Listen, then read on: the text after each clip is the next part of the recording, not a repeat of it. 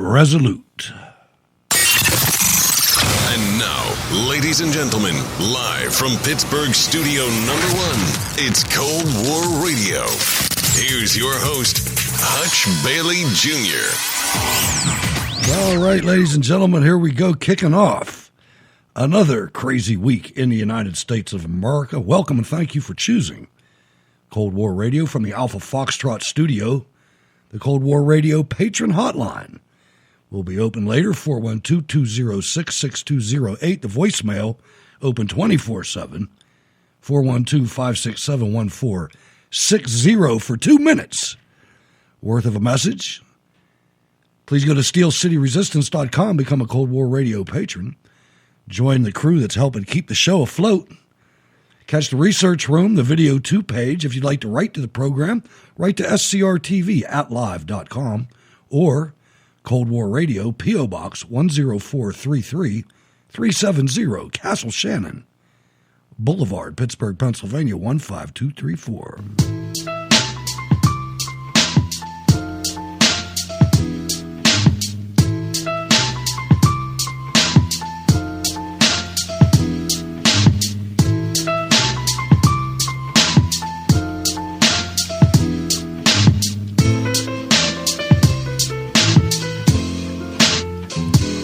Ladies and gentlemen, can't you just visualize? Let me give you a little bit of an optic. Ward's a big dude, man. He's a big old Irishman. Now, listen to that music and just think of Ward with like one of those Frank Sinatra smoking jackets on, just easing into his studio and taking the mic. Hello, Ward. What's going on? Good evening, Hutch and my fellow bacon-loving patriots. How's everybody doing tonight? Looking forward to a great show. I see that the chat room is popping already. That's always a good sign. Another good sign, we get the statistics breakdown for the show every Sunday, and it's up for the first time in about 6 or 7 weeks. I was getting nervous, but we're starting to trend in the right direction, Ward. So that's with all the Facebook problems we had, and YouTube. They take all the there's. I don't know how many people, but there was, at the peak, there was like 50 people that caught the show on YouTube for some reason or another. I don't know if it was because of the transcripts or just because that's the only place they thought it was or it was their best fit. But they quit counting those statistics on us. So it's like nobody, people that are listening to the show, they don't count if they listen on YouTube because YouTube was saying it was some kind of algorithm malfunction that they had that they couldn't tell who was who or whatever. Because we're conservative. That's exactly the algorithm. That's the algorithm we tripped. Right. Our algorithm, our numbers don't even trigger their stuff over there. I mean, we can do almost what we want other than copyright stuff, but that's changing. To be honest with you, I mean, at one point on Facebook, we were getting 7,000 views on stuff a week. I mean, we were killing it. I know. Now we're down below 500. And in fact, I'm going to take a screenshot of the thing that says that they're threatening to deplatform us. Really? Oh, of course. Yeah. Why would we do now? Did we offend somebody, Ward? Apparently, I offended somebody in 2018. Seriously. I wasn't even putting stuff on the page then. So yeah, it was from 2018, and that was the last thing that got me banned. I'm like, are you kidding me? You're going to hit me with this from 2 years ago? And I tried to, they give you the option to for appeal. I'll appeal this because it's ridiculous. It's completely satire because nothing I post normally is anything serious. It's 9 times right. I got banned for that stuff. I banned the yeah. You get banned for the serious stuff. Apparently they threatened to deplatform us because I thought something was funny, and they decided that it wasn't true. And it's like, wait a second. The whether it's true or not is your opinion, number one. Number two, it's satire. It's a joke, man. How do you fact check a joke, you jackass? And you look at these guys out there doing the interviews on the street with these moron college graduates. The better the school is, the stupider the children are. But you listen to these people. Those are the people that are making the calls. The people that think that Japan won the Civil War. I couldn't tell you when the War of 1812 was fought. You know what I mean? These are the kids that are making these decisions, and they're moving into finance and everywhere else. It's a damn shame. We blew it, man. I'm telling you, parents of this country, we let it slide, and we shouldn't have. I'm on that boat too. What goes back? I mean, we were talking about this. It was either last week or the week before.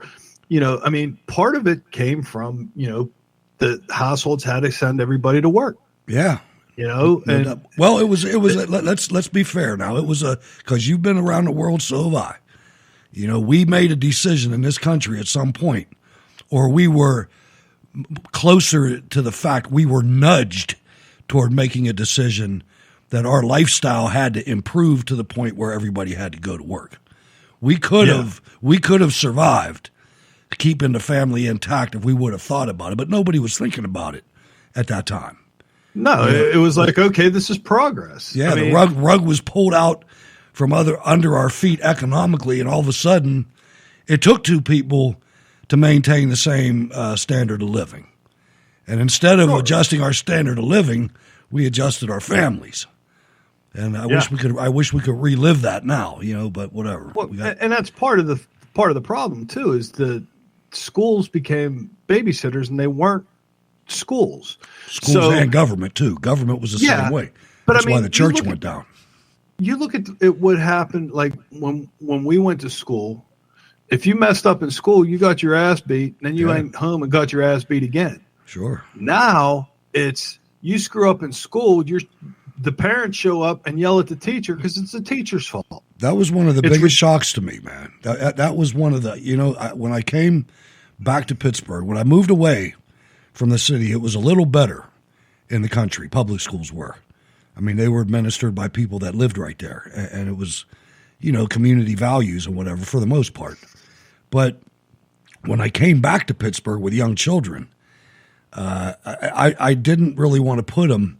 The Pittsburgh public school system had shrunk so badly, the real estate of it, not the amount of students, but the schools, the amount of schools had gone down so much that everybody was going to these big giant public schools, you know, and I didn't want my kids to do that. So I was like, all right, well, we got to do this Catholic church thing.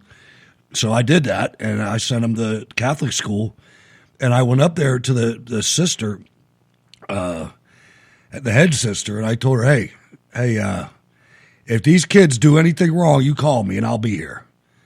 And she was shocked because, like you said, even in the Catholic school, a lot of these mothers were single mothers, and you know, some of the families were kind of fragmented a little bit. And sure, it was the first time that I was exposed to the parents sticking up for the kids.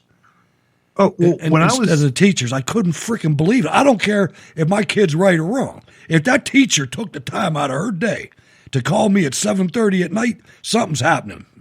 Oh yeah.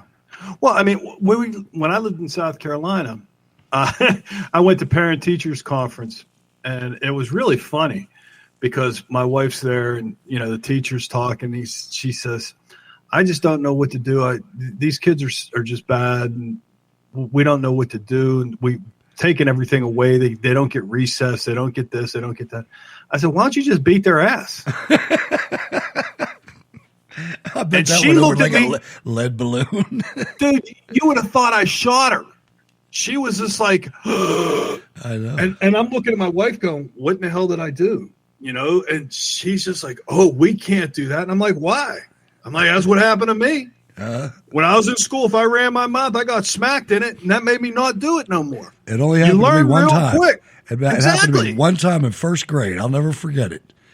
Because it was so brutal. I took one in a year, but that's neither here nor there. I took a paddle. I'll tell you what, it was so terrifying. There I am in first grade, me and Richard Pelusi, and I forget what we were talking about. We were talking out, and the teacher made us go upstairs to the second floor where the principal's office was. Now you gotta picture this principal. His name was, I forget his first name, but his last name was Izod. I think it was Robert Izod, Dr. Robert Izod. And the dude was like 6'4", and he was like 6'4" out his stomach, too. He was huge, right? Mm-hmm. And you know what his name was? Sir. I mean, that was literally his name. No, I didn't know his real name back then. She made us go up to him and ask him to please come down to the classroom and paddle us. And we had to go up there and do that, man. We were crying the whole way. You know, we came down and he had a real paddle, man. He lit us up. Just once or twice each, but he lit us up. I still remember it to this day. It was like 1967, Ward. You know what I mean? It's like, I was scared, man. That's crazy. But didn't talk in class anymore either. No. And that's the thing, because they say, well, you know, these kids are special and they have special needs. You know what? A lot of the kids that acted up and talked out when I was in school got their ass beat once or twice, and they stopped. Yeah. So it's not necessarily a need to medicate these children. It's a need to you know, give them some sort of boundaries and stand up to, you know, their peers. Well, like you said, it used to be, you know, if the teacher called the parents, the parents were going to believe the teacher, man. I mean, there was absolutely. And even if you can come home and go, the teacher's lying, man. I don't know what she saw. I wasn't talking to Jimmy, or I turned in my homework, or I whatever. Mom would be on the phone with the other guy's mom. Oh, yeah. You know what I mean? They'd figure Is that it out. what they said? Oh yeah, I'm getting beat every time. Every time I walk the street. You know, my buddy's mother would beat me if she caught me doing something wrong. And you had that purgatory, right? You had that purgatory because before Dad got home. Yeah, your mom won't let you go out with the kids. You know, you got to sit there and wait for your father gets here. Oh, Lord have mercy! He came in the house happy, you know, and then the old lady messed it all up. Yeah, I know. You're sitting there doing rosaries and shit. Yeah. Oh, boy, I hope he doesn't show up pissed. Oh, look, he's in a good mood. Well, she just shot that in the ass. Oh, man, I'm going to die. Yeah, you're going to die. And Dad would be just as bad as Sir. Go get me my belt, boy. Yeah. Fetch me the instrument I'm going to beat you with. Yeah, oh, right. Shit. Okay, so anyway, you made a nice schedule for the program. It'll be on the Steel City Resistance soon. I think you put it on Facebook already. Yes, I did. And it's the photo for this episode of the show. Good job, man. It's thank you. Nice. It's the first time we had a schedule last this long in ages, man. It's great, man. Well, that's why I decided to make it, because it's been pretty steady. So I'm like, well, while it's steady, let's right. No, I agree. It's been a long time. This thing started on Sunday nights at 7, I think. Yep. I think that's when we started. And it ran for an hour, and it wasn't live streamed. You know, we taped it. And then put it out after the show. And remember, then we were doing video. We did video for a bit. A long time, that was completely terrible. It was bad. Because we got faces for radio. Yeah, we did. That's why we do so much better just talking. It works for me. You know, I resist. People don't see me. My ugly distracts people. You know what I'm saying? You know, I stuck to it too when it wasn't even popular, man. I mean, I've stuck with radio. Almost everybody I know went video. And you look at I guess their shows are all right, but it doesn't do anything for me. All the extra equipment that you have to have, and you got to comb your hair and stuff. And well, that and the difference between video and audio is you can make the audio pretty tight, you know, so it sounds right. If you got video and just the way you got to deliver it, you know, it might get choppy. Yeah. And the audio flips out. And if the audio gets out of sync with the video, that's bad. I will turn something off in a New York second if the video is out of sync with the audio. So that just gives you that happened a lot. That happened a lot. Oh, yeah. The applications. We're using all these free applications back in the day. You know, nobody and the processors couldn't keep up with them. Nobody was supporting us back then. I mean, we were just starting out, and it was all out of our pocket, you know. Which was fine, but, you know, there's a limit to that when 12 people are watching. You know, you got to... you have to make a choice. $12, that's $1 for each listener, man. Yeah, we might be able to if we get, you know, 20 more listeners, get some sort of an application that we can actually stream this from. But I thought that one thing was going to work out. It didn't, though, and that was... that Freedom Connector. I thought that was going to get legs, and it just got corrupt, man. It's a shame. Well, it's like anything else. I mean, we went after Facebook flipped out on us and Twitter banned you. You know, we went on this expedition. Well, at least I did, on an expedition to try and find some sort of a platform that we could get on that was decent. And I didn't find anything. I mean, everything I came across, like Cloud Hub, it was clunky. I mean, like if you were doing stuff and you hit the back button, it didn't work. I mean, just weird stuff like that. And then MeWe start banning people, and they start doing shadow banning and crap. I mean, the only one that was still legit, like, was Gab. To this day, that's the only one that's still legit, because every other one that I was on, somebody would start immediately saying, "Hey, look, I posted this," and all of a sudden I'm getting banned. What's going on? What's happening? And it's like, all right, well, that one's done, you know. And then Parler was supposed to come back, but from what I understand, they had some infighting, and they got rid of their CEO, and you know, the whole thing. I'm just waiting. I'm glad the platform that we're currently on that hosts the show is a left-wing place. You can tell by the commercials, and you can tell by the other programming, and the programming that gets selected as featured and things like that. And, you know, they wouldn't go with my ad buy, and they didn't tell me why. They just put the money back. It's you know, I'd like to find a new platform for this. That being said, iHeartRadio, a very strong-willed company, at least up until now, is funding the show at Spreaker. So I'm going to leave it alone as long as that's going on. I mean, I don't respond to their surveys or anything like that. You know, if they want to get me, they're going to have to come get me themselves. I'm not going to hand it to them on a platter. But anyway, we'll see what happens. It's looking okay for right now.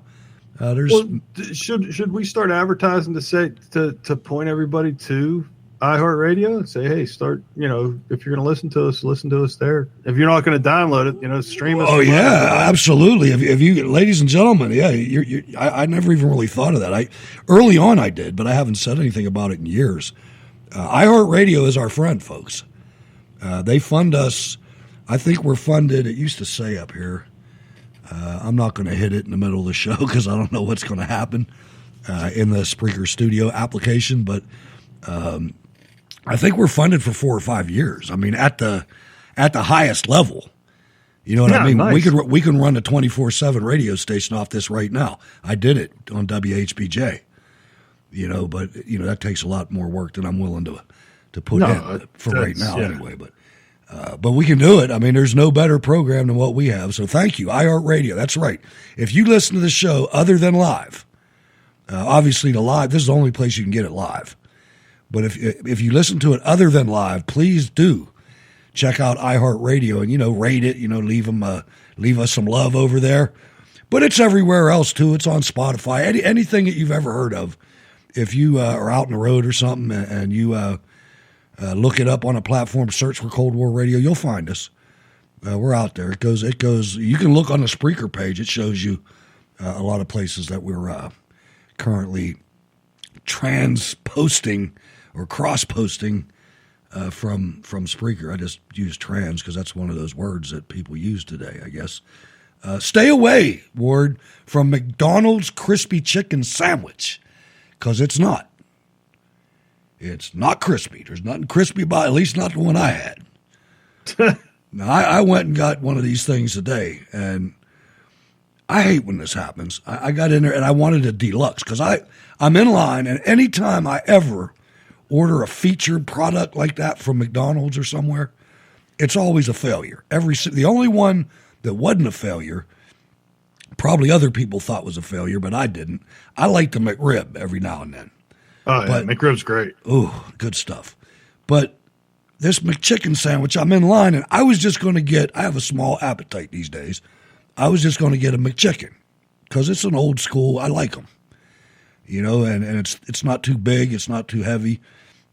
But I saw that treasonous picture, that treasonous 3D photograph of that McDonald's crispy chicken sandwich in the window, 10 times bigger than the actual sandwich is, and it was looking good. Mm-hmm. And I ordered the deluxe, and I got home, and I pulled this thing out. And it's got one of them shiny buns that you can see your reflection in. Yeah, they polished it. Yeah, and it's got 3 tomatoes stacked, not spread out, stacked on one end of the sandwich.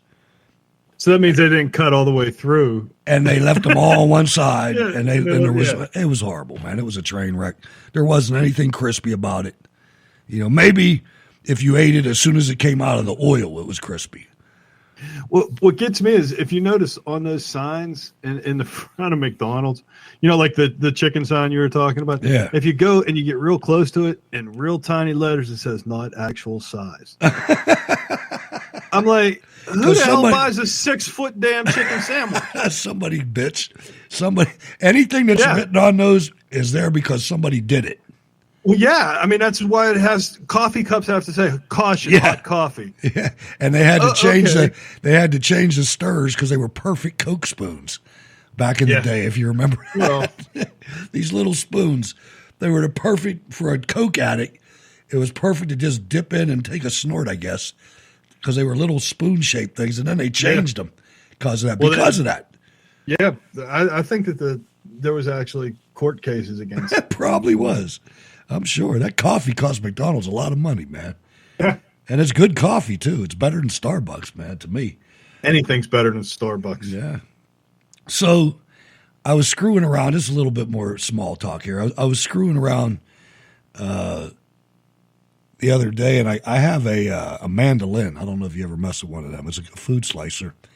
And I thought you were talking about the guitar. No. Like the little small guitar. When you said a mandolin, I'm like, okay, Hutch is running around in his tights, playing his mandolin and singing songs of with those felt shoes with the pointy tips with bells on them. Exactly. No, this was a food slicer, brother. But Hutch anyway, Bailey, Men in Tights. So I'm going to make some potato chips. All right? So I skinned a couple potatoes and I ran them through this thing and I fired up the deep fryer and, man, those are good. I put a whole layer in and let them fry until they started getting brown. And I did 2 batches, man, but I let them sit there for a little bit after I salted them. They were good. I was surprised at how easy that was. My grandfather used to make them, and he had this thing that he had made.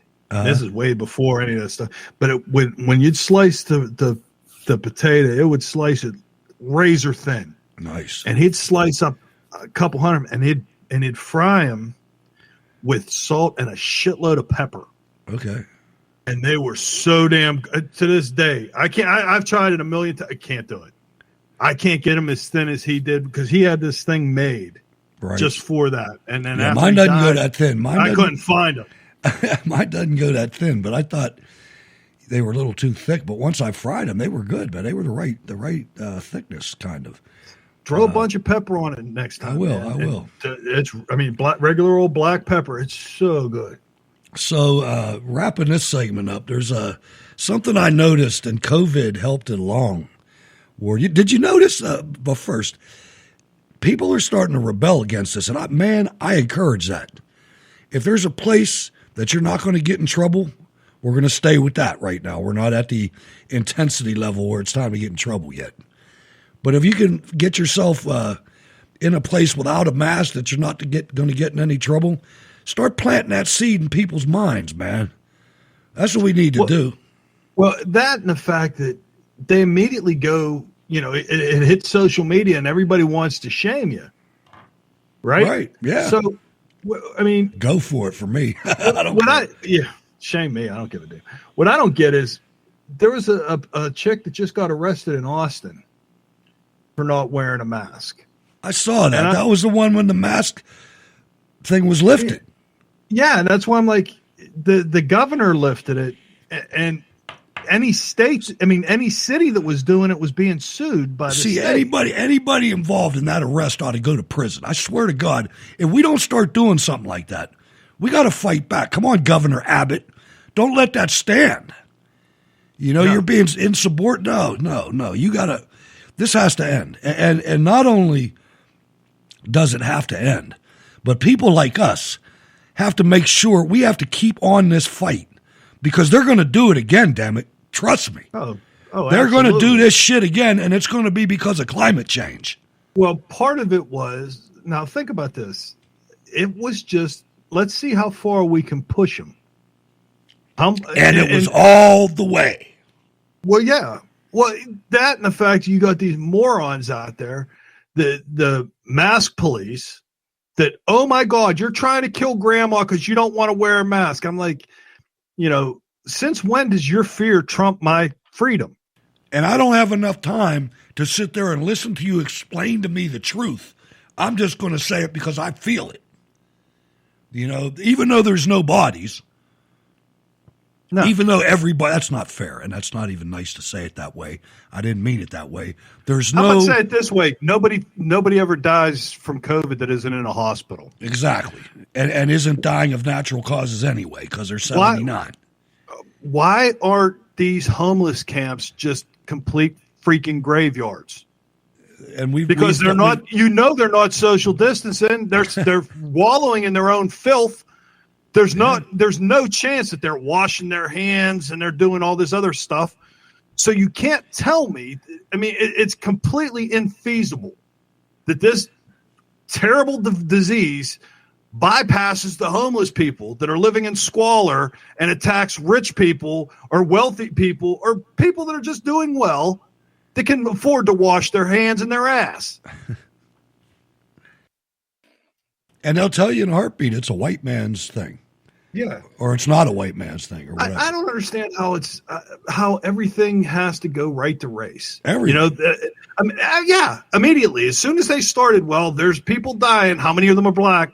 And guess what, Republicans? You people are freaking cowards. You cower to it every damn time. Every time somebody brings up black, you freaking cry. I don't know why that is. I don't know why that you hate yourself so much and you're so afraid. Because guess what? Real, hardcore American black people know it's bullshit as much as I do. Well, if there was actually really hardcore American patriots that were Republicans would stand up and go, no, we're the ones that freed the slaves, man. That's right. You're gonna tell everybody that white is so bad. Look around and tell me something we didn't invent. Okay. Well, no, not only that. How many white people died in the Civil War? There you go. Fighting to free black people. And these morons are out there going, okay, I want restitution. I want money back. Well, then, my family wasn't even here for that, which makes it even another case altogether. But it just drives me insane. The bill's paid, man. I mean, just because you wanted to listen to LBJ and morons like LBJ, like Joe Biden is exactly like LBJ, because you wanted to listen to people like him, and you did not parlay the victory from the Civil War when you moved to Chicago in the North. And don't blame me for that. You know what I mean? That's you did that. I didn't do that. Because they bought the bullshit. That's right. Is the bottom line. I mean, that's how you bought it. You bought it. And now you're suffering because of it. Pat Moynihan told you all about it back in the late 60s, early 70s. He told you that your families were falling apart and this was going to be a disaster. And they censored him. They wouldn't even let him talk anymore after that. But this is the case. And I get so sick of it when I see people. Ward, I can't stand parasites, and I don't care what color their skin is. I don't like parasites. A parasite is something that lives off of somebody else.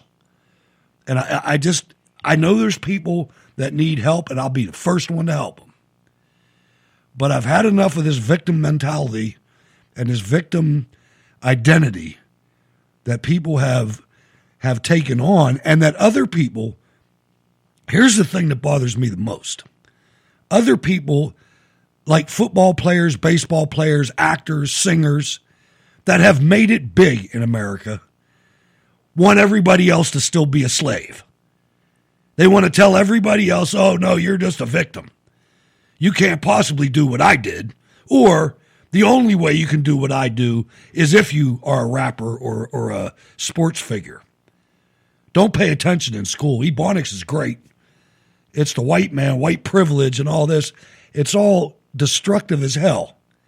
And, you'd think these people would check themselves, Ward. I really, because and I know you probably do this too, but there's many nights when I just sit there when I'm by myself reflecting, and I thank the Lord for all the blessings that I have.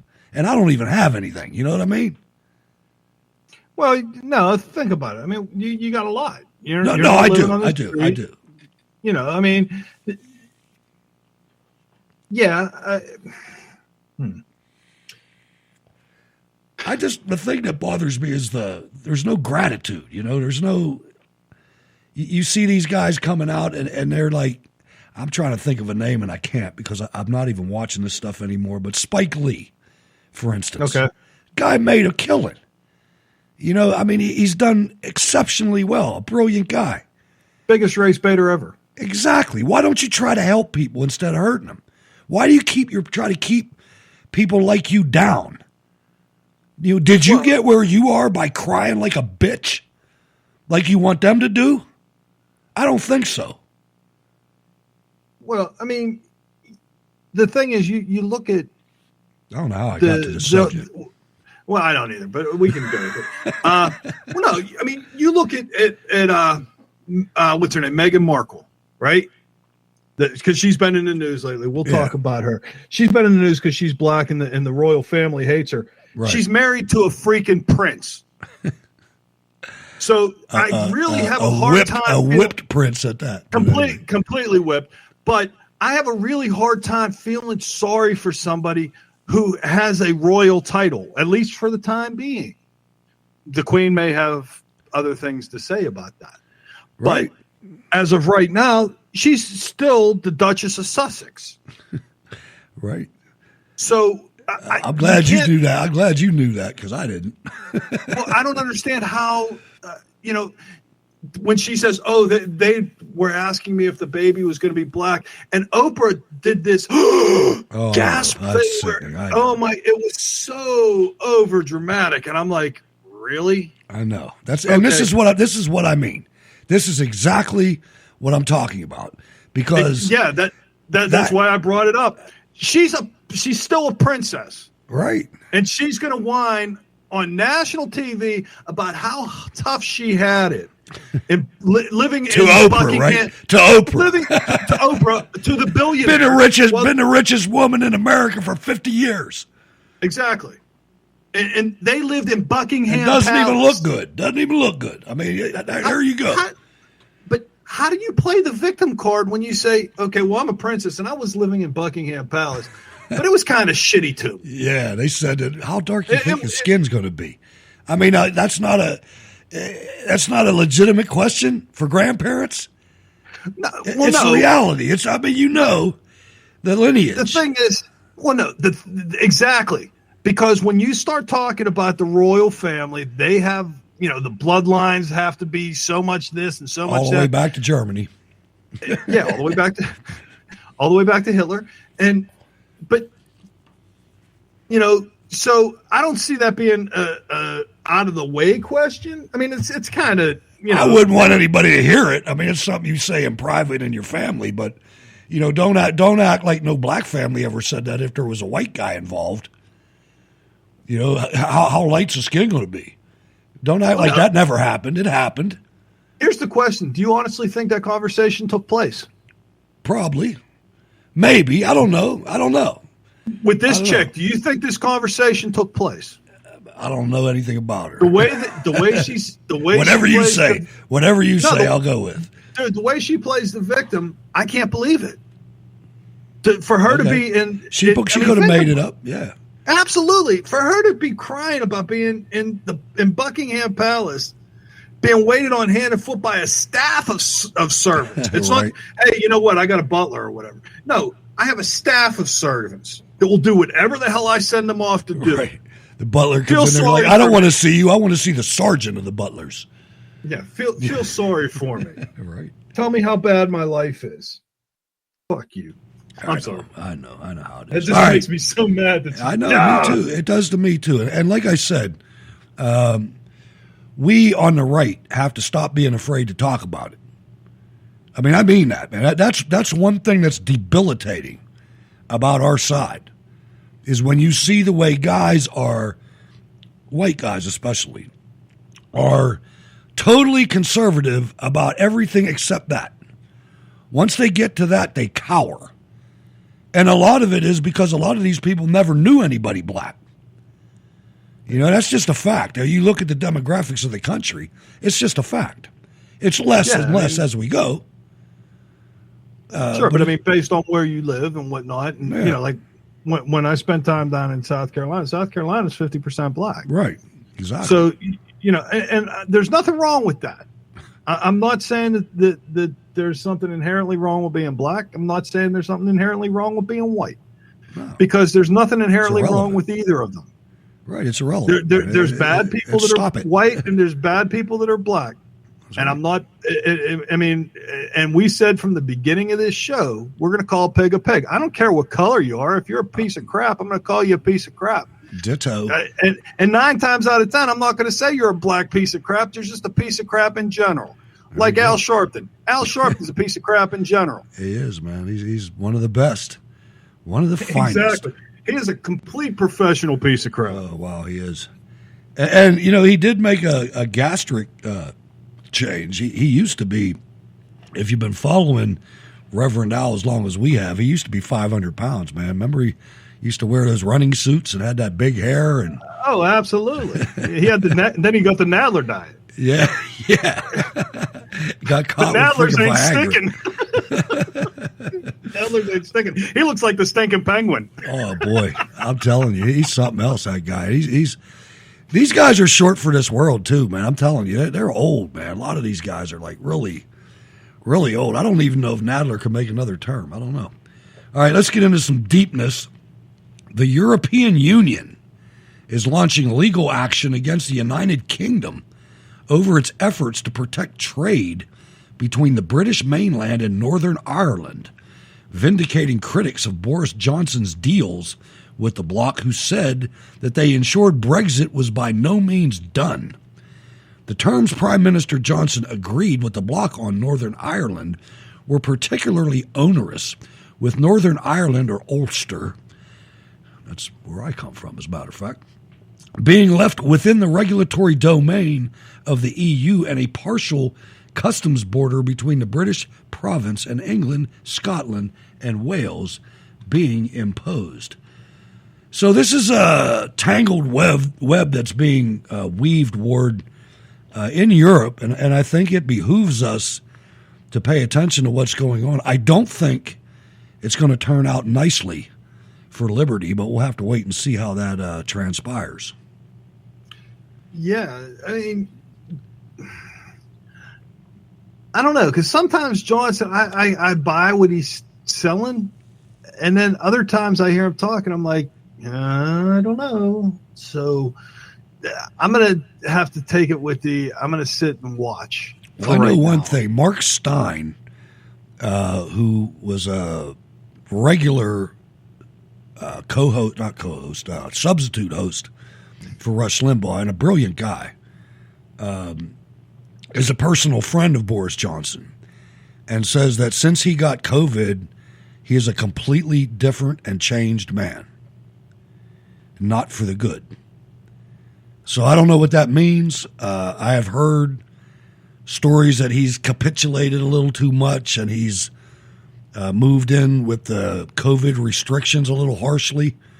But that's one of the reasons I brought it on the show, was I got to start covering this more. We got to get our focus, and we got to broaden it out a little bit. There's a lot going on in this world right now, and we're very vulnerable financially and otherwise. I was thinking, I was at camp this weekend, and I was talking to my building supply person, and a real vibrant place, man, really jumping, a lot of building materials and just about everything else you can think of, and doing well. But he's explaining the shortage of business materials for small businesses, and say, these places used to have 3 shifts running 24 hours a day, 7 days a week. Now they're down to 1 shift and 40 hours a week or something. And, I'm thinking about that. And he's talking about all these prices that are going up. And then today, I went to Home Depot, Ward, and I had another epiphany. I have these from time to time. Messes up the whole show notes when this happens. You know what I mean? Yeah. But it's real radio. But I'm sitting there and I'm looking at, there's a legion of barbecue grills that they just put on display for sale because it's spring. It's that time. And there was another legion of them in the hallway waiting to replace those. And there was another legion, one over. It's overkill. And there was pressure washers as far as the eye could see. And I'm thinking, these son of a bitches, man, this is all about China. China is open for frickin' business, America, and we're not. They are putting our ass out of business with these big box stores. Yeah. I mean it, man. I mean it, and I don't know what to do about it. Our own government's against us here. I don't know what to do. Well, the thing is, you look at places like Walmart. Walmart makes deals with China based on the fact that they have so many stores that they can control the price. Part of it is they can control the price. The other part is China's controlling them because China gives them breaks. Oh, yeah, China's controlling Biden. Well, I'm talking about Walmart. Right. Now, Hillary Clinton sits on the board. Of course she does. I mean, why do you think that they didn't close? Right. All the other places closed. Do you mean to tell me? Why wasn't there a mass funeral for Home Depot warriors or Walmart warriors? Yeah, absolutely. I mean, all the big box stores, the mom and pops, apparently that's who the COVID ravaged was the mom and pop stores and the mom and pop restaurants and the mom and pop bars. That's where the COVID hung out. It was afraid to go to the big box stores because Walmart would kick its ass because they know how to fight Chinese viruses. Right, and they are Chinese virus. Exactly. That's what it is. It's a clearinghouse for Chinese gear. I'll never forget Michael Savage, who lives in San Francisco and has a boat. And he says he used to sit there and he used to watch the container ships come into San Francisco and offload all their containers and onload all the scrap metal that ship could carry.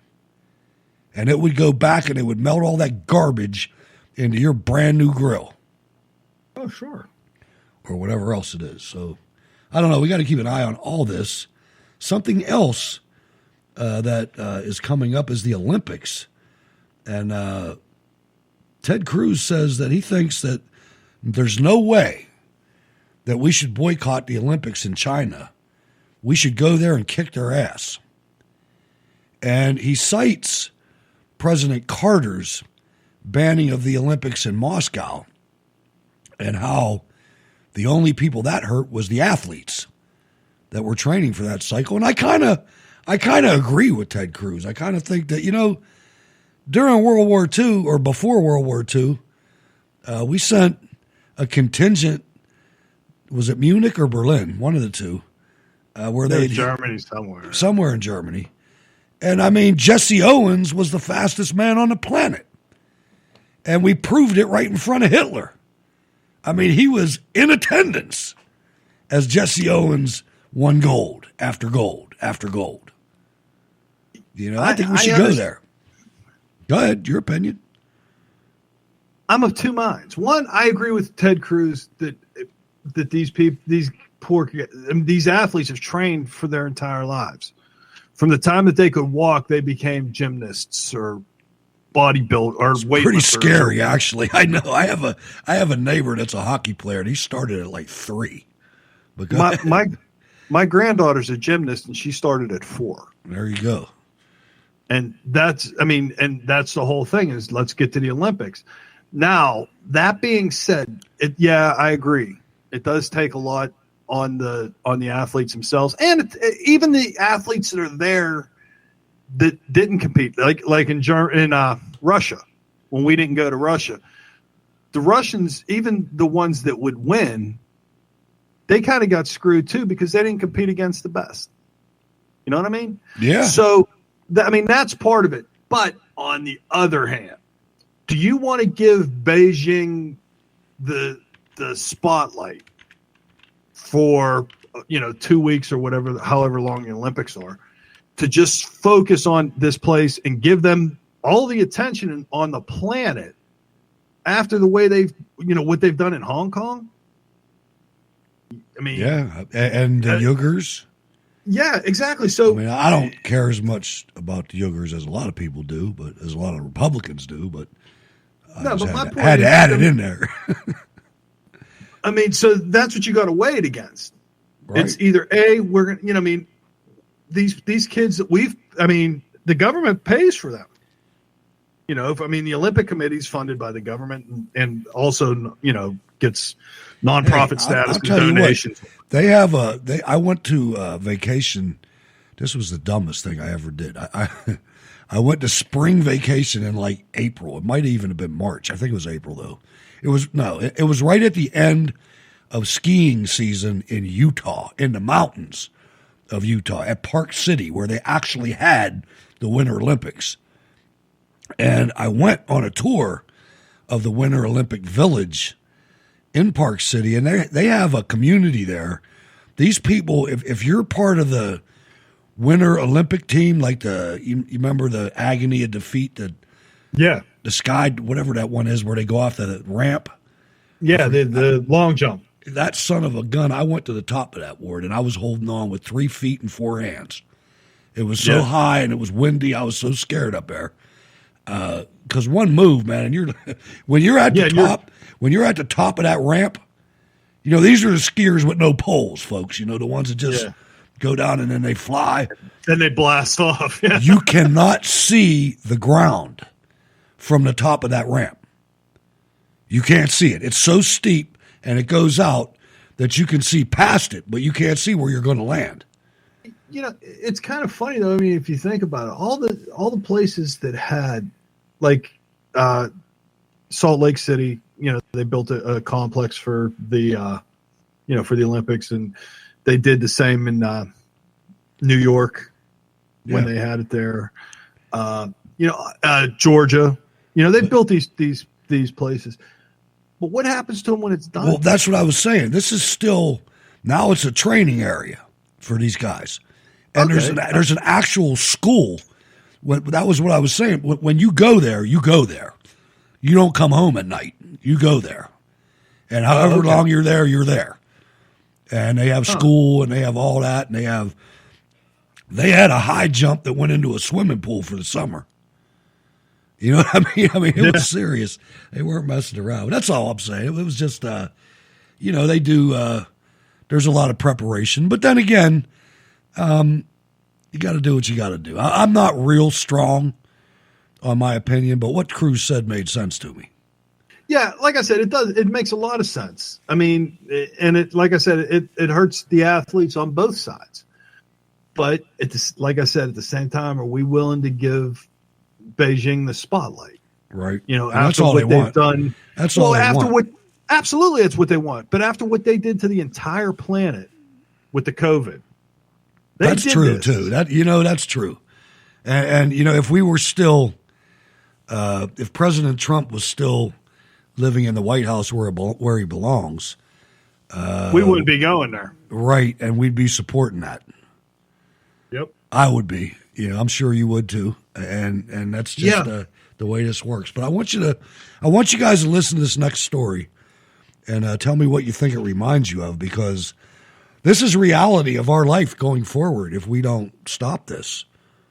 Bolivian police arrested former President Janine Áñez this weekend and ordered her to serve 4 months in prison on Sunday, following accusations by the ruling socialist government of unspecified charges of terrorism following the resignation of socialist President Evo Morales. Morales voluntarily left the presidency in November 2019 after nearly 14 years in power. He ran in the country's October presidential elections despite being constitutionally term limited after winning a lawsuit in which he claimed term limits violated his human rights. Morales won the election, kind of like Biden, after several technical irregularities resulted in a dramatic shift of votes away from centrist candidate Carlos Mesa and for Morales. Now, ladies and gentlemen, just remember, this is what your neighbors, your Democrat neighbors, wanted to do to President Trump after many irregularities.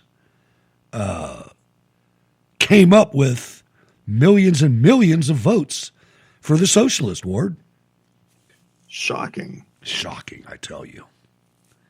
Absolutely, unbelievably leftist shocking. But that really happens. I mean, this is where we are, folks. These kids are in their basements with their Cheetos trying to get here. Yeah. They're trying hard, man. And I don't know when it's going to end. I mean, well, I do. But it's, I don't know what time it's going to end. I know some of the conditions that are going to be present that'll cause it to end. I don't know how far that's going to go, and maybe it won't. I hope it doesn't. But, you know, there could be a chance, rather, when you have an administration in there that is adamantly against MAGA and all that we represent. How many truck drivers do you think are not MAGA? Just off the top of your head. Do you think there's a lot of them? No. Now, it's funny because if you think about it this way, it depends when you ask them. If you ask them in front of their union, no, they're all for Biden. You ask him by himself, they were all for Trump. When they went into the voting booth, the union wasn't with them. That's all I got to say about that. This time. Yeah. But look for, it won't be in national elections for a while. They'd love to do it, but they're not going to do it yet. But look for them getting rid of the secret ballot at union meetings. Look for them getting rid of that, man. They already did it down in, I think it was South Carolina with the Toyota plant that wanted to go union and got voted down. Then the next time they wanted to do it without secret ballots so they could target people. Good. Yeah, well, down there, because South Carolina is a right-to-work state. Right. That was what they were challenging. Yeah, what they did, well, when I was there, what was it, the Mac plant? They were trying to break the union in Detroit. So Mac picked up and moved to South Carolina because it's a right to work state. So there was no union. And so they showed up, trained all these people, blah, blah, blah, blah. Within 6 months to a year, the union came in, they voted to let the union in, and they closed the plant within 6 months after that.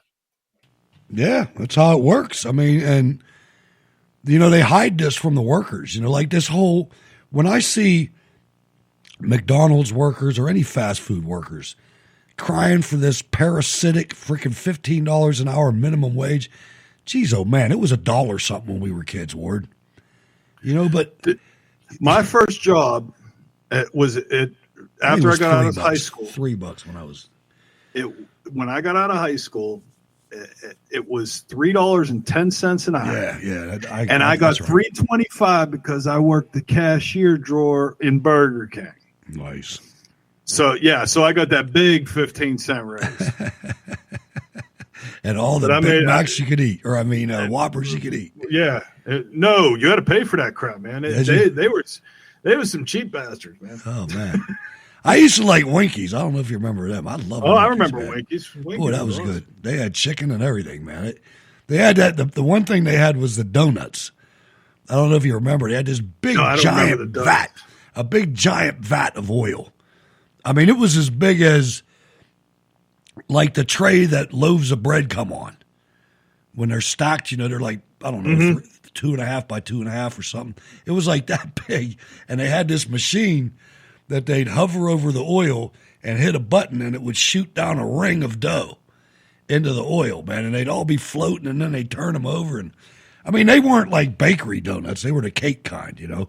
Yeah, they were good. They were good as hell. They were doggone outstanding, as a matter of fact. I mean, that was And they strategically put them right there in front of the windows so you could see them.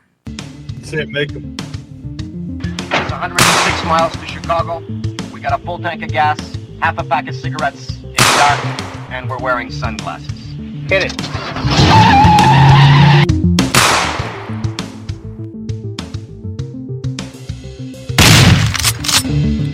It's the Chicago Report with Ward Miller. Yay! At least 40 people were shot in weekend gun violence in Chicago, and 4 of them have been killed.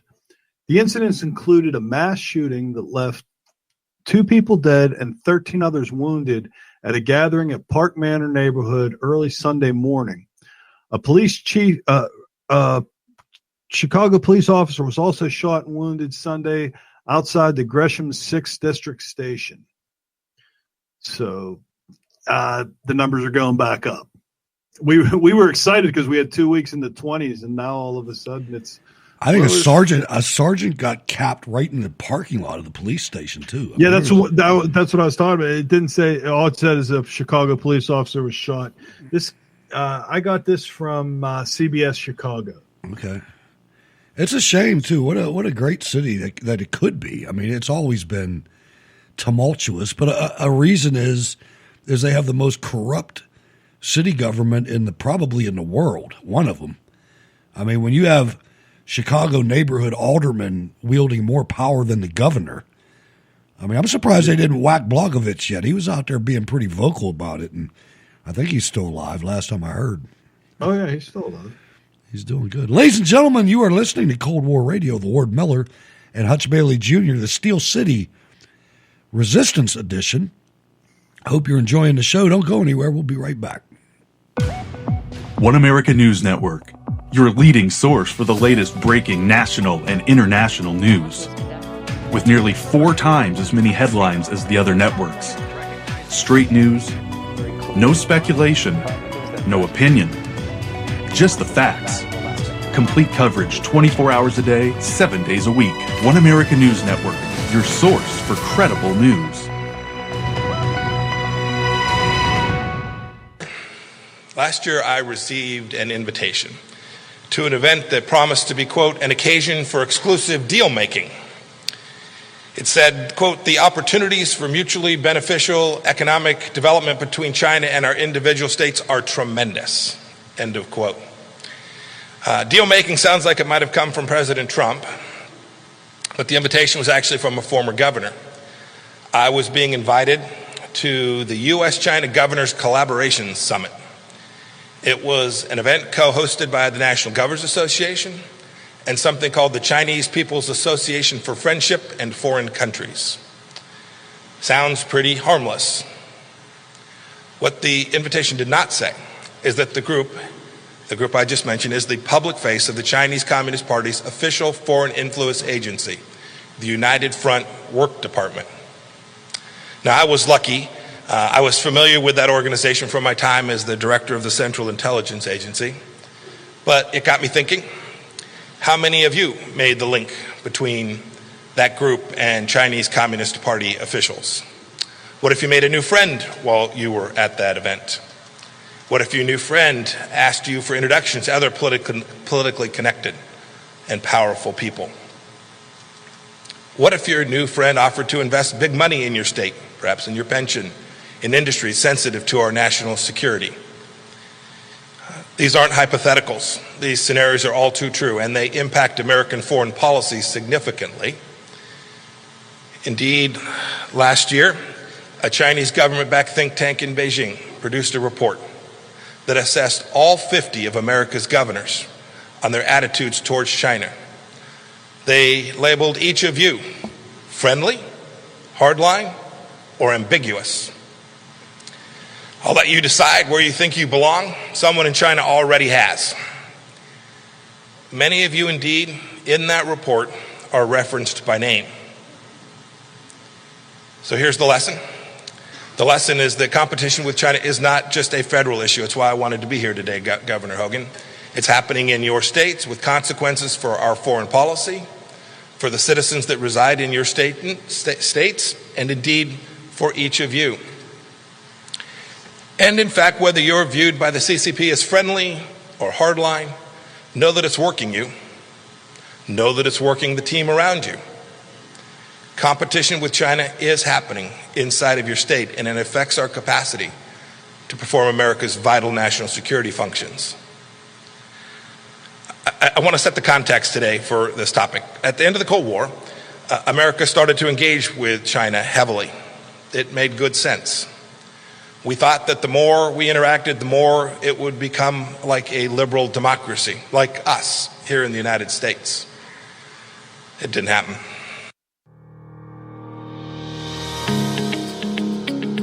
A representative republic, not a democracy. Cold War Radio celebrates and defends this Monday, Wednesday, and Friday, 8 to 10 p.m. Eastern.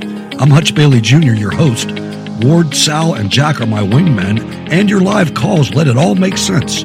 Join us, Cold War Radio, live on Spreaker and forever on all podcast platforms.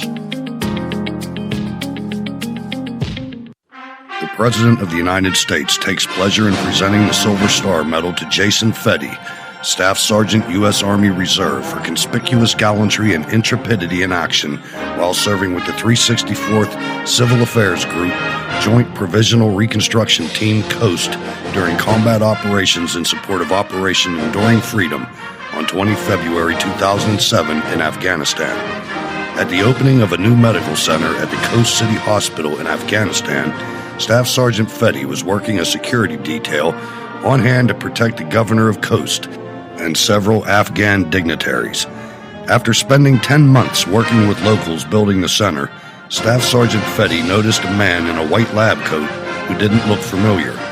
He began going through his escalation of force commands. Stop! Get down! The doctor ignored him and tried to grab him. Staff Sergeant Fetty wanted to fire a warning shot, but feared it would ricochet and hit the hospital or someone gathered in the crowd around it. Staff Sergeant Fetty was working with members of the 82nd Airborne Division who were new to the area. He realized that he was the only soldier in a position to stop what could be a suicide bomber from attacking the ceremony. Rather than shirking him off, he used the distance his weapon created between him and his attacker to his advantage. He slowly maneuvered toward a clearing between the hospital and the nearby administrative huts, away from the crowd. Assuming that the man was wearing a suicide vest that might explode at any time, as the struggle continued, Staff Sergeant Fetty recognized he probably wouldn't survive. Clear of the crowd, he hit the man with the butt of his weapon, then fired warning shots at the ground near his feet. When the two broke apart from the scuffle, Staff Sergeant Fetty shot the attacker in the leg to subdue him. When the man got up again, the other soldiers, noticing the fight, fired on the attacker, who exploded. Staff Sergeant Fetty took 3 steps before making a dive. The blast came as he hit the ground, peppering him with shrapnel in the face, leg, and ankle. All that remained where he had struggled with the attacker was a big hole in the ground. By leading the attacker from the crowd, Staff Sergeant Fetty allowed for the evacuation of all medical personnel and dignitaries, which included the governor of the province, the primary target of the bombing. Hometown, Parkersburg, West Virginia. Staff Sergeant Fetty, job well done. God bless America.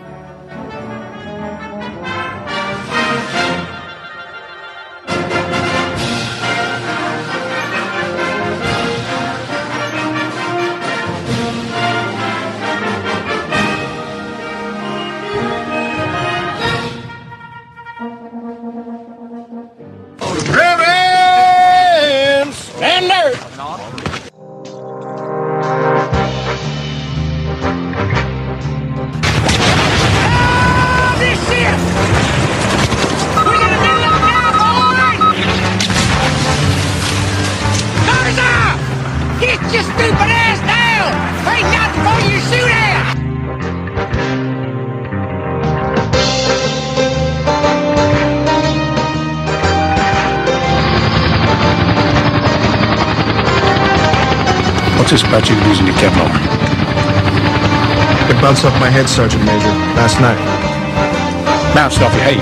I was up on the 50 cal and the Humvee went over a berm, Sergeant Major. That Kevlar wasn't yours to lose! That was the property of this United States Marine Corps! Belonged to every Marine! Got to fight you to secure that Hendrick! You jeopardized every Marine serving today.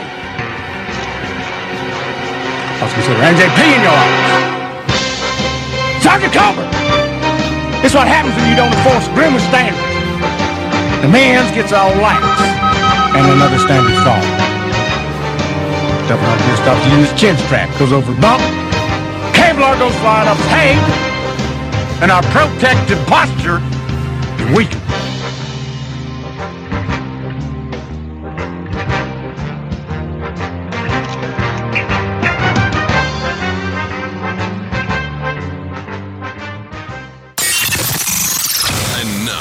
Ladies and gentlemen, live from Pittsburgh Studio Number 1, it's Cold War Radio. Here's your host, Hutch Bailey Jr. All right, Staff Sergeant Fetty. Ward, let's take just a minute and acknowledge that dude, man. Wow, what a guy, man. I mean, this guy was smart enough that he created space between the ceremony and the freaking knothead before he whacked him. Yeah, I mean, that's some good stuff. Absolutely. Totally good stuff. Phones are open, ladies and gentlemen, 412-206-6208. I think that's the number. Yeah, there it is. It's right over there. I rearranged my studio a little, and I have a little cheat sheet for all you guys. Yours says Monday, it says Chicago. Wednesday, we have a new interlude with Sal called Escape from New York. And then with Jack, we have winners and losers. Ladies and gentlemen, if you, we have some culinary experts in the chat room. Even if you're listening on the podcast, you can still go to Spreaker.com, search for Cold War Radio, and you can look at the transcript of the chat. And there's a lot of real good information. Ward, they're talking crabs today. And I mean, we got people in Virginia and, California and Oregon, and they're just, cross-posting about crabs. Some pretty interesting stuff. So absolutely. You can go check that out. We got the best chat room on the planet, dude. We do, too. And Bar nut. That's right. And we even have chat rooms on shows that are taped that we play. Like if I play sometimes I'll take the Steel City Resistance episode and, usually it goes just to the patrons because they need a little something extra. You know what I mean? For sure, for helping us out. But every now and then I throw it in the public domain and put it right on the Cold War Radio channel. And people chat listening to that. It's amazing, man. I love it. You guys are great. But I got to go to Jen Kawasaki, as Jack calls her. Psaki was called out. They're starting to call her out a little bit, but the thing is, Biden doesn't do any kind of real press conferences. I mean, he does, and we even have a transcript of one. A tape of one, a clip coming up. But first, let's listen rather to Jen Kawasaki as she is confronted by, Joe Biden's out there on his Help Is Here tour, but hasn't hit the border yet, and. Man, Ward, things are really heating up at the border. Let's listen. Well, he does that. There are a lot of Americans who see him going to take these trips this week to promote this popular law and think, okay, but why can't he take time to go down to the border? You said last week, and you've said before, it takes a lot of resources to get him there. It's taking a lot of resources to get him to Pennsylvania and Georgia this week, the vice president out west. Yeah, stay away. Why not take the time to schedule something to go there as well? Well, I would say, Ed, that his focus is on developing solutions, pushing his team, encouraging his team to develop solutions that will expedite processing at the border. Let me translate that, Ward. That means that we're going to do everything that we can, break every rule, break every law, and get as many teenage Mexicans and Central Americans into the heartland of America before anybody figures out what the hell we're doing. That's what the hell she just said. Continue. Will open more facilities that will ensure kids are treated with humanity and also treated safely, and that's his focus. That's where he's putting his efforts on immigration. And what is the status of allowing cameras into some of these facilities? We've been asking for weeks about whether or not the press will ever get a chance to see either the Border Patrol or the HHS facilities. We continue to support transparency, and from the White House, and DHS oversees some of the facilities, HHS oversees some of the facilities. I know that they're working through how to provide access in a way that is abides by COVID protocols and also protects the privacy of people who are who are staying in those facilities. One Cuomo thing. Has the president himself spoken to the governor? Hell no. Has anyone here at the White House spoken to the governor? Not that I'm aware of, no. Nobody talked to him. Nobody talked to Andrew. Man, come on. You know, if you were a real reporter, you'd have been talking about this last year. You know, now you want to come out and pretend like you're a reporter. No. You know what I want to know? Who's making the decisions, Ward? That's what I want to know, because it's not Biden. You know, this Jen Psaki, she comes out there and she lies. She is a despicable woman, because you know that she's in the room before she goes out there. And I'm not talking 5 minutes before the press conference. I'm talking about for the week before the press conference. She's in there, and she sees this guy drooling out of the side of his mouth, and she sees the foam coming out. She knows he's good, man. Now, hold on. You got to think about this for a second. Look at anger management. Yeah, this could be its own sitcom, where she sits there and she's going, okay, this is going to be a complete freaking shit show. Yeah.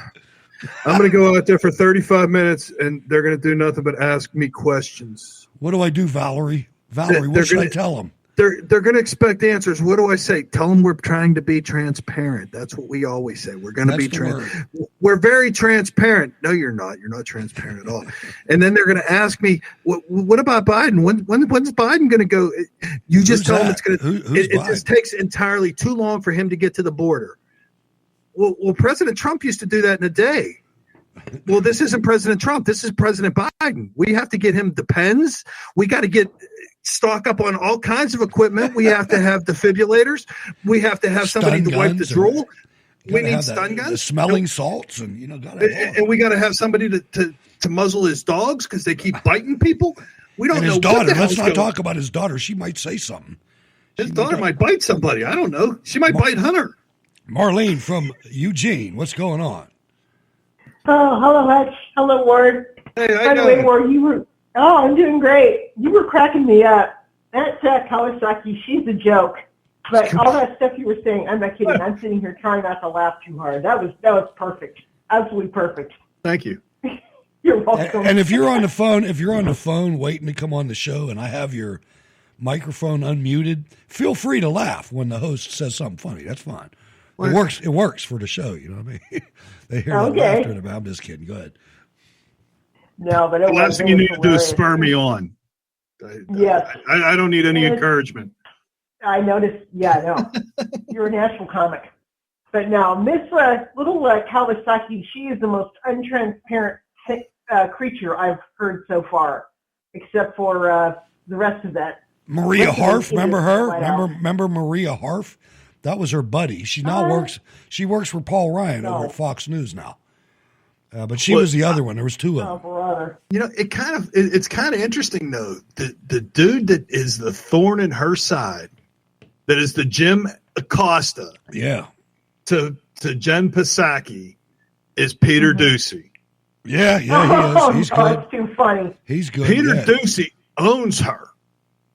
I mean, but he's not as abrasive or idiotic as Acosta was. As us. Well, he asks legitimate questions and says, "Okay, I expect a legitimate answer." She never has one. I mean, other than I'm gonna have to circle back to that. Yeah, she quit saying it. Did you notice that? She quit circling back because everybody's like, "All right, you became a meme." That's right. It didn't take but like two conferences. Well, the first one, nobody really asked her any tough questions. The second one, Ducey asked her, I don't know, what time is it? Right. Let me circle back to that. Yeah. Kind of tough. Let me ask Joe or Valerie or, Susan. Kamala! Yeah. Kamala! They're asking questions that I can't understand. Hey, leave me alone. I'm smoking the ganja, man. Me and Tupac are getting stoned again. Yeah, me and Tupac, right. And we're over there. Anyway, We're over there with Willie Brown's wife. You know, you want to come over? Oh yeah. Go ahead, Marlene. We keep cutting you off, man. Here, the Epoch Times, they brought an article in there. I guess our little crazy kids up in Portland are still at it. Yeah. All because of this was the anniversary. It was over the weekend of Breonna Taylor, that other chick that got killed somewhere back east. I don't remember when. No, that was the one that was in Georgia. Is that the and they had a no-knock warrant. The cops went in. Her boyfriend started shooting at the cops, and she got hit in the crossfire. Right, exactly. Right. You know, and of course they show the picture of her in her school, you know, her Catholic schoolgirl outfit, where she was a saint, the same kind of the same way they did with Trayvon Martin. You know, that was nuts. That was totally crazy. They show pictures of him. What's totally crazy? Well, they showed a picture of him when he was 13 years old. And look at this poor kid. When he with his Skittles, his Skittles. He's 3 feet taller, and he had a grill. 250 pounds. He had a grill and 2 9mm. I mean, the guy was like, I mean, whatever happened to that guy, the white Hispanic? Is he still? He keeps shooting people, man. I know he's still whacking people. Probably. I mean, it's like, well, I got away with shooting a black guy. Let's go shoot a Mexican. Yeah, man. Let's do this.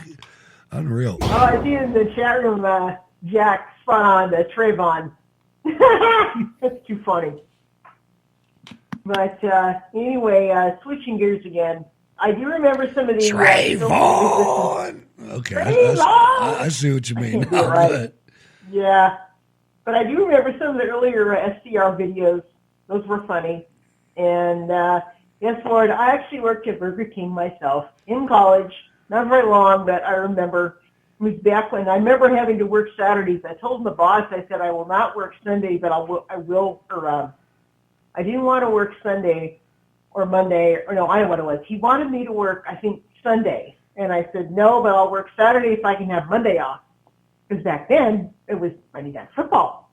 But anyway, in the old days. But yeah, I remember working there. I didn't last very long. It was okay, but I wouldn't, that's gazillion years ago. That's like 1980 odd something, I think.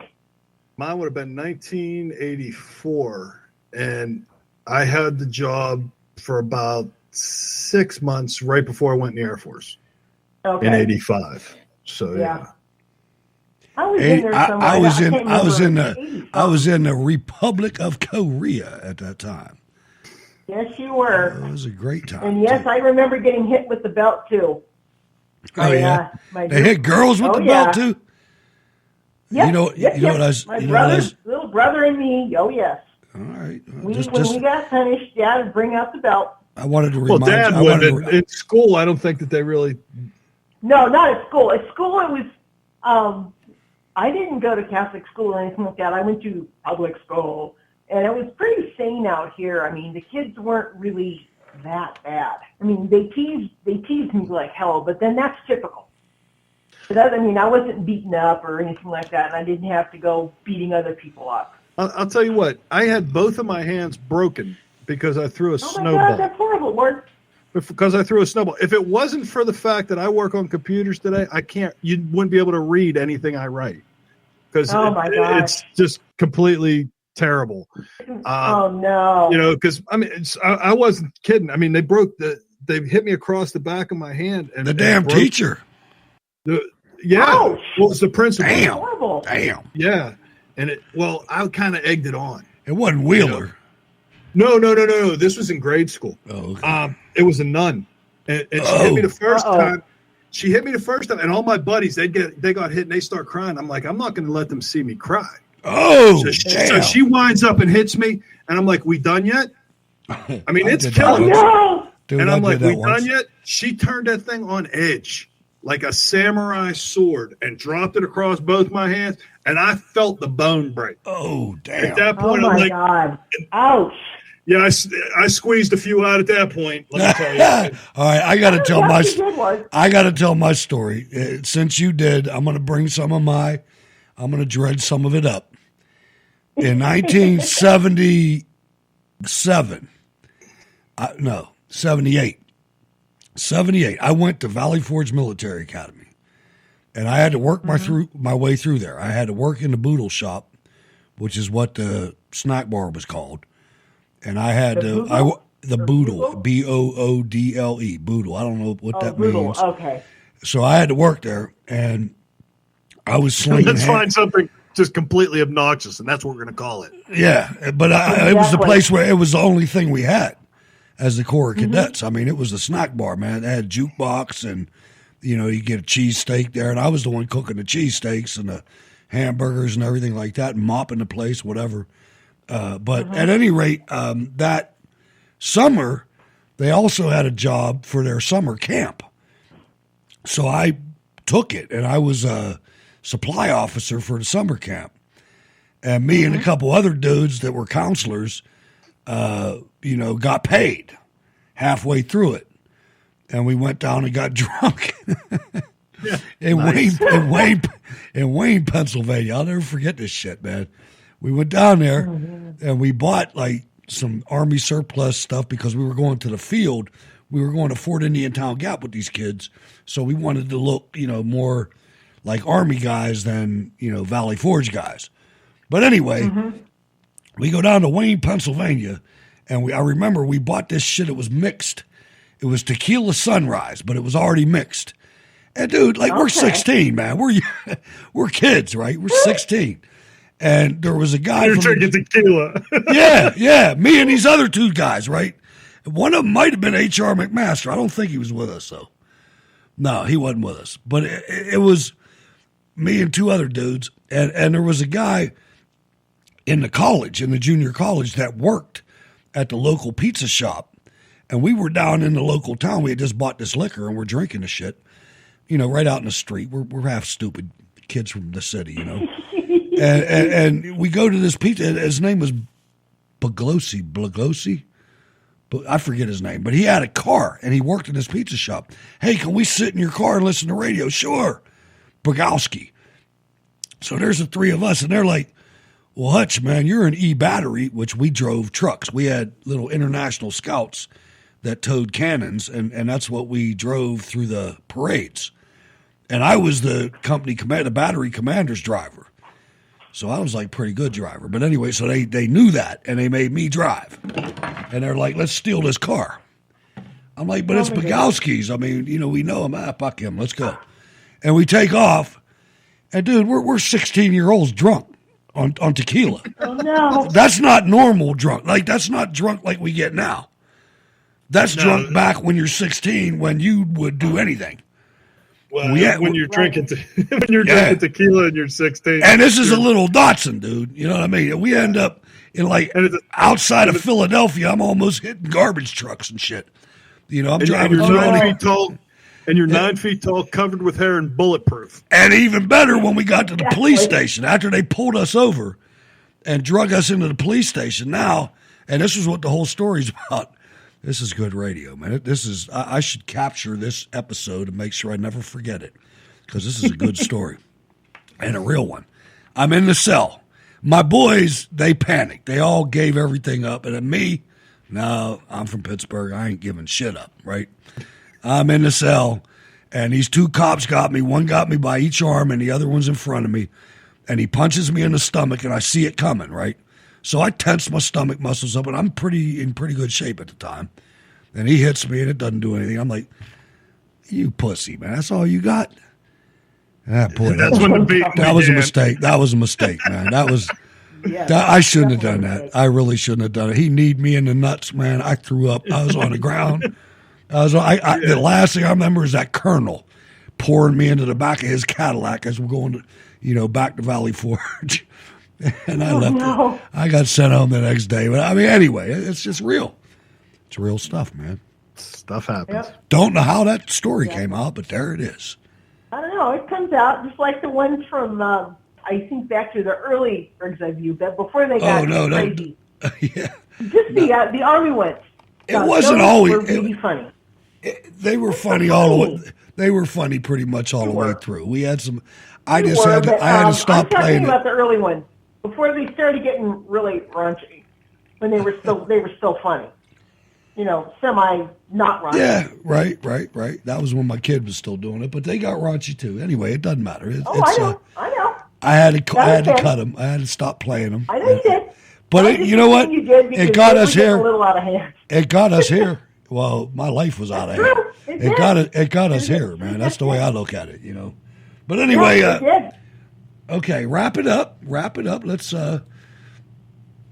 Continue. Finally, in closing, I was going to mention a word or two about little Miss Meghan Markle. Yeah. I think she is a big whiner. She's a little victim, and I think she's a little narcissist. She wants attention. So she's whining and screaming and all that because she thinks she had it so bad, and that is the biggest bunch of baloney I've heard because she has it better than most of us. Everything. She's complaining. Everything I know about those two, I learned against my will. Yeah. Because it's just, I don't seek it out. Right. It's like I don't either, Lord. I don't care. It's just so much in your face, and it's just like, come on, man. You lived in Buckingham Palace, and you expect me to feel sorry for you? Beat it. Exactly. I know. And I don't care. In case you didn't notice, and I know we have people from the UK and England, Britain, however you want to call it, and Canada and other places, and I love you, but I don't give a shit about your countries, man.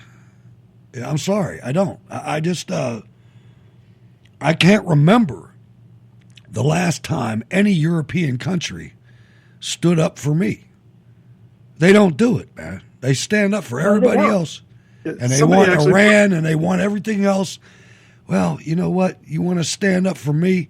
You never even sent us a thank you card, motherfuckers. Somebody had posted a thing earlier that said, I quit giving a damn about the Royals in 1776. There you go. So, yeah, I agree. I saw that earlier. That's good. Moving on. And I would be different. I would be different if there was more gratitude involved, but it's not. That's the thing. If you want to... I'm done. Go ahead, Marlene. I guess all I was just trying to get at is that, that she's, she is. She's all stuck up, and I really don't care a lot. Most of that stuff I could care less. But the little bits that I hear, I just look at her and I go, she's such a funny... See, when I look at her, I look at the prince, and I'm like, man, turn in your man card. All right, thanks, Marlene. Always appreciate it. From Eugene, Oregon, Marlene is out there taking care of business. Let's go to California and welcome Sean to the show. But, Sean, let's listen to Joe Biden first and see if we can make some kind of sense out of what in the hell he's trying to say. True. Okay. Thank you very, very much.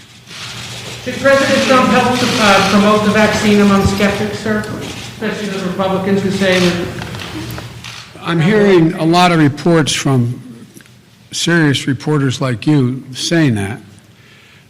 I discussed it with my team, and they say the thing that has more impact than anything Trump would say to the MAGA folks is what the local doctor, what the local preachers, what the local people in the community say. So I urge all local docs and ministers and priests to talk about why it's important to get that vaccine, and even after that, until everyone is in fact vaccinated, to wear this mask. Thank you very much. What an asshole! Who's going to wear the mask? Who's going to? I'm not wearing the mask now, and I'm not getting vaccinated. Here's the problem, Hutch. Let's do some math. Excuse me. They don't want to do math. Math, they keep saying follow the science. Well, the science says, okay, if I'm vaccinated against a disease, I can't get it, right? So if I can't get it, why would you be worried if you're not vaccinated? You shouldn't be, because I can't have it because I'm vaccinated against it. I can't transmit it to you because I can't have it. So you can't get it from me. So why do you have to wear a mask, and why do I have to wear a mask if I can't transmit the disease? Again, I don't know how to follow the conversation. It doesn't make any sense. Trayvon! Oh, yeah, I just had to throw that in there. That was for you, Jack. One more time. Trayvon! No, that was Jack. So, Sean, what do you think going through here? What's going through your mind as we negotiate this Biden asterisk presidency? Personally, I'd tell everybody that I could, yell out to, hey, if you believe this BS, wear a mask. Wear that diaper on your face, show that you're enslaved. I don't care. But I'm going to be free. I'm going to live life to the fullest. I ain't wearing no damn mask. I ain't taking no damn shot. I hate needles, and I don't like anything in needles. So you keep that shit away from me, or I'm going to beat the living crap out of you. We'll see how that works. Sean, you're absolutely right. Because I ain't taking a needle. Well, you're absolutely right. I ain't taking a needle, and I'm not taking a damn diaper to my face. You can kiss my you-know-what where it don't shine. Well, you're right. And here's the point. If somebody doesn't, if they're uncomfortable and they feel as though somebody needs to wear a mask, gear up, buddy, put them on. But the fact that you're afraid, away from me. The fact that you are afraid does not give you the right to tell me that I need to be afraid. You cannot transmit your fear to me. Just because you think that, you're going to save the planet, which you're not, with this mask, which isn't going to happen. How stupid, man. I mean, how stupid. Well, really, we've really gotten stupid as a country. It's embarrassing. We're as stupid as the rest of the world, and that's embarrassing. What's really terrible is I just saw a thing on Facebook where they announced that they said, okay, they're going to, loosen up some of the restrictions and whatnot. And you had these idiots on there going, what about the masks? We got to keep the masks on. And I'm like, what? Are you high? Let me tell you. Let me tell you how this. Let me tell you how this materializes going forward. I'll give you a brief synopsis of a meeting I was in when we were deciding whether or not to hire some people at my federal agency. And it's a United States Army federal agency looking to hire civilian employees. And I'm sitting there with all these leaders in a room, and they're figuring out what the job announcement's going to look like. And they're like, well, add the Lautenberg Amendment. And I'm like, hold on, man. Oh, whoa.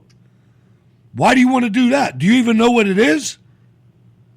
Do you know if the Lautenberg Amendment is added onto this job application, if any woman or any man ever accused the applicant of domestic violence, we can't hire him? Now, notice I didn't say got convicted of. No, accused I said was accused of. And I'm in there with these freaking generals and colonels going, what the hell's wrong with you people?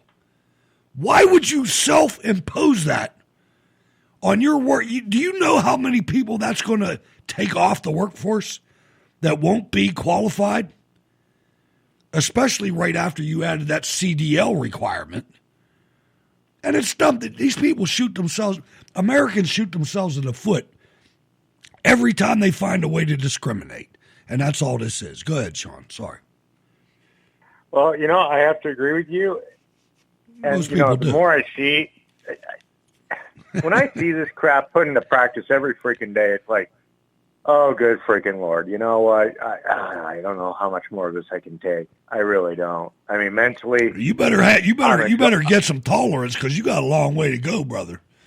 You know what I'm saying? I have tolerance. I just don't have the patience. I don't have the patience anymore. The patience is nearly gone, my friend. It's the tolerance is there. It's just the patience that's nearly gone. Ward's going to be sending you a file and a cake in San Quentin over there. Well, anyways, to keep everything alive and hopeful and turn it into some goodness, project-wise, I'm doing pretty darn good for this. This is what the HO trains we're talking? Yeah. Holy God, I cannot believe how long this thing has been out of production. It is the rat's nest wires were finally replaced with some recent good wires. Ladies and gentlemen, Sean is a model train enthusiast for those of you listening to the first time. And looking at the stats, like I said at the top of the show, there's some new listeners. So that's what he's talking about. He's really into it. Go ahead, sir. So, I'm looking at this rat's nest of wiring. I'm like thinking to myself, okay, maybe I'll give that motor a second go, see if it works. All right. Oh my God, it does. Sprayed some Gojo or some carb cleaner on it and got a gum out on it and got it right. No, it was right the whole time. Okay. It was just the wires that were all cruddy as hell, and I'm looking at them. I'm like, oh, they're sprayed in, and then they're split plastic down the middle to where all the friends are touching. Oh, yeah. I'm like, oh, well, there goes. But then I lost one of the parts to the whole assembly to make the thing run. I'm like, no. And it's a small U joint, by the way, which, you lose that, you're totally screwed. Let's put it plainly. You're totally screwed. You're out. Okay. So the thought is now, if I can buy a resin casting kit, make a mold for this thing with the one that's left, I can make a replacement. So there's that. There's that option. So I don't have to buy a $90 to $100 motor. I'm like, oh, God help me. But other than that, it's coming along good. It has been missing some parts. I mean, this thing's been out of production for 10 years. So it's literally lucky that I'm finding any of these parts at all. Other than that, I'm just, I got my classes registered finally. So I'm on that now. My last 2 certifications, and we're good to go. Outstanding. Well, Sean, we always like hearing from you and any California news that's specific to out in that area or your final comments. Well, let's see. California news. Oh, God. There's too much to even tell you. So apparently we've reached the milestone of 2 million signatures to recall Gavin Newsom. Now, before anybody goes, hip, hip, hooray, and jumps off their chair, hold on. Let me stop you there and make sure I keep this real for all of you. In the state of California, the unfortunate truth is that there's ballot harvesting and all that stuff that goes on whenever elections are held. So, do I have hope that he'll be replaced? I guarantee he will. I guarantee he will. Vice President Gavin Newsom will be replaced. That's what's going to happen with Gavin Newsom. He's going to become the vice president to Kamala Harris, who will be the president. Not sure when the revolution's going to start after that, but that's going to happen, in my opinion. We'll see. I mean, I pray we don't go to revolutionary status, but you know what? Rocky, you got my number, and I'm ready to join up. I'm ready to join up the revolution, brothers. All right, let's not go too far, but thanks for calling, Sean. We definitely always appreciate it. All right, peace out, guys. You have a Yep. Take it easy, man. I'm going to say it like I see it. Trayvon was hunted down like a rabid dog. He was shot in the street. He was racially profiled. All right. Well, ladies and gentlemen, and welcome to Cold War Radio. Messed that up a little bit. Guest, stand by, and Hutch will bring you on directly. All right, we'll get this right. I blew that. Hopefully, Ward can call back in. Thank you. If you're in the chat room, tell them to do that. I just blew it. I hit the wrong button. I do see him there. I don't know. Are you still there? No, I'm back. I'm back. You kicked me out. So you see what I did. Now, see, that's good because you know how to do it. Now, I hit the wrong button, man. I do that every I don't now know and which then. button you hit, but I just, all I know is you said goodbye to Sean, and next thing I went, well, I'll tell you what. What the hell? There was a time when that would have took 20 minutes to regroup, but you regrouped in 15 seconds, brother. That's why I keep you on the payroll, man. You know what the hell you're doing, man. I love that. The feds they're going to use the Dallas Convention Center now, Ward, as housing for 3,000 male migrants amid the border crisis. If you got daughters, folks, you should be nervous. Just saying. Well, they're not saying, Biden's not saying, his transparency. They're saying that there's no crisis at the border. What are you talking about? There's no crisis at all. There's no crisis at the border. No. That's just crazy talk. Every time that there's a Democrat in the White House, there's a crisis at the border. Good point.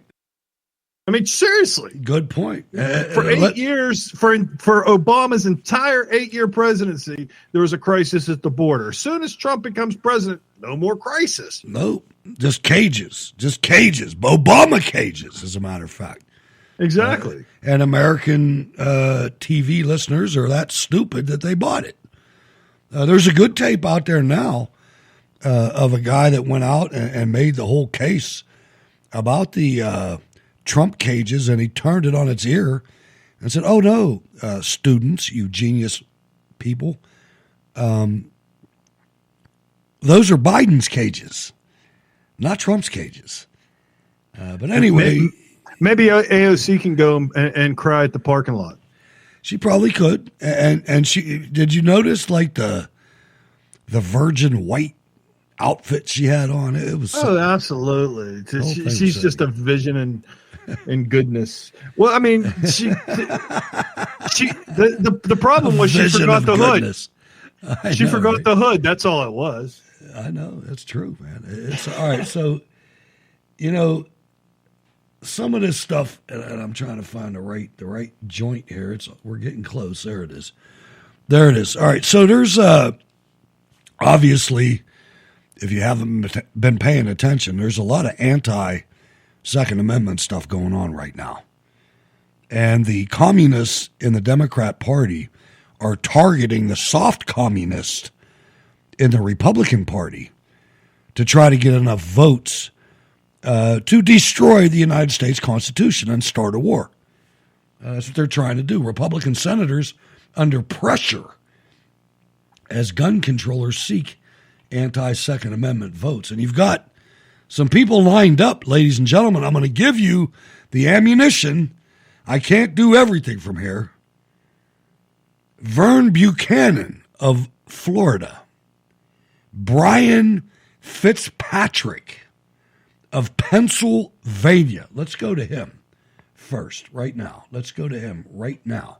His district, I am honored to serve the residents of the 1st Congressional District of Pennsylvania. What's that tell you?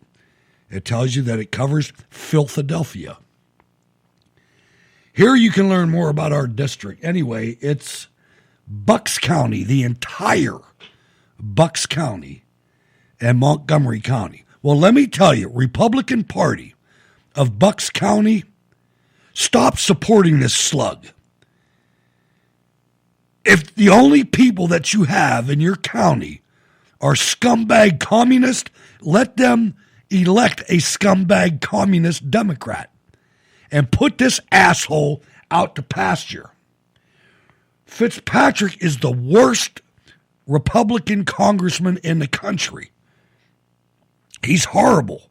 He is a communist. Get rid of him. Well, I got one for you, Hutch. I don't know if you've seen it yet. In fact, I'd seen a picture of it on Facebook too, but I'd seen the billboard. They have a billboard up with Pat Toomey's face on it. And it what says, an asshole. There's another asshole. Did you see it? It says, thank you for upholding the Constitution. No, I missed that. Where did he do that? Did he do that for this? Because he's voted for gun control before. It didn't say for gun control. No, it's for voting against Trump. What an asshole. I mean, you know, this person should never, I better never see him. He's my age. He's from my class.